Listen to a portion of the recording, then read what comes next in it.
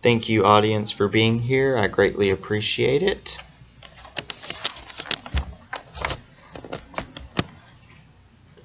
Hi there, my name is Danny Deuson, and today I want to talk to everyone about the advantages of having gap insurance on your auto loan.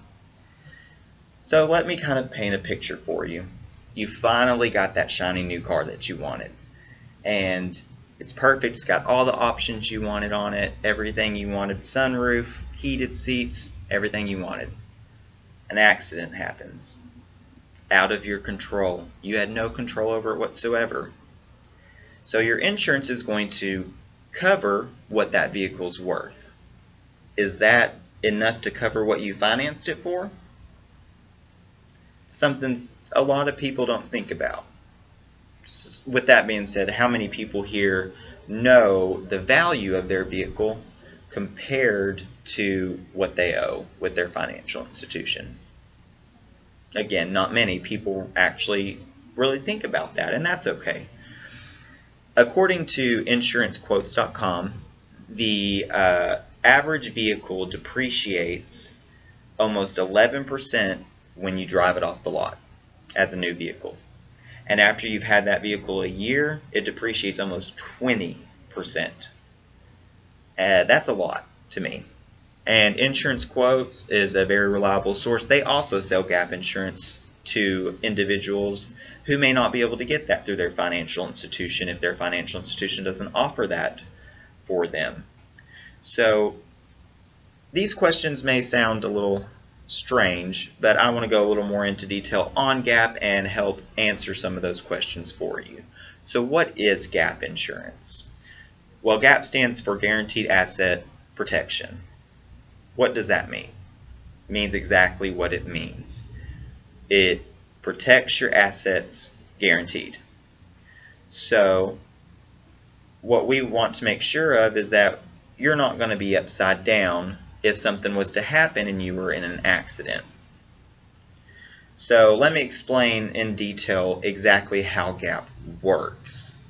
So how gap works is, I'm going to use a lady at work for an example.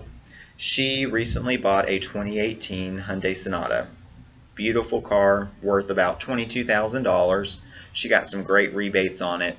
She got a wonderful deal. Got financed it for about a little over $16,000.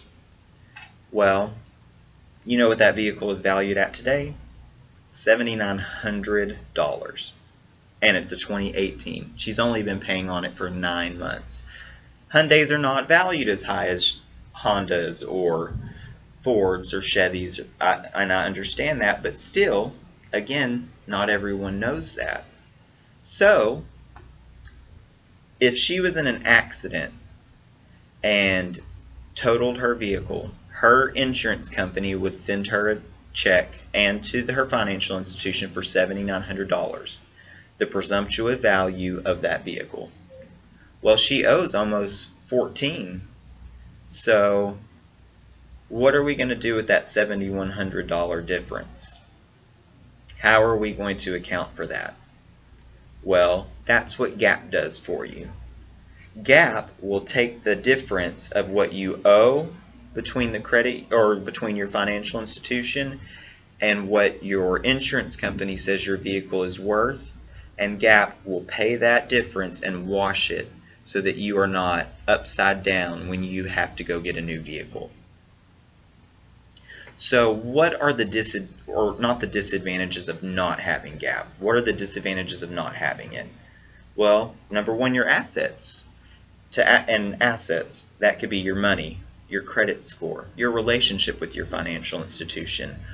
Those are just three things, small things that it could affect if you don't have gap insurance. That car's totaled and you don't have that money to pay out of pocket to give your financial institution.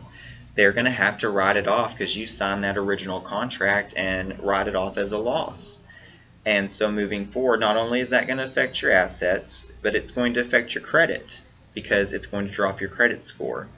And that's going to not only hinder you from getting a vehicle from somewhere else, but it's also not going to help with your relationship with your financial institution when you do try to go get an auto loan. So like I said, GAAP is very simple and it's very self-explanatory, and you just have to know exactly how it works in order for you to understand it. So I want to touch a little more on everything again. The advantages of having GAAP. What can you protect? Your money, your credit, your relationship with your financial institution. I mean, you can even protect your livelihood. I mean, if something happens and you have to pay that out of pocket, what if you had that in savings for something else that you needed, that you were saving up for, saving for a home? That could definitely affect you negatively. So, like I said, that's just a small one-time fee, depending on the financial institution you go through, to make sure that all of your assets are protected. For the credit union I work for, we charge a one-time, no matter what term that you put that vehicle on. You can put it on a 36-month term, you can put it on an 84-month term.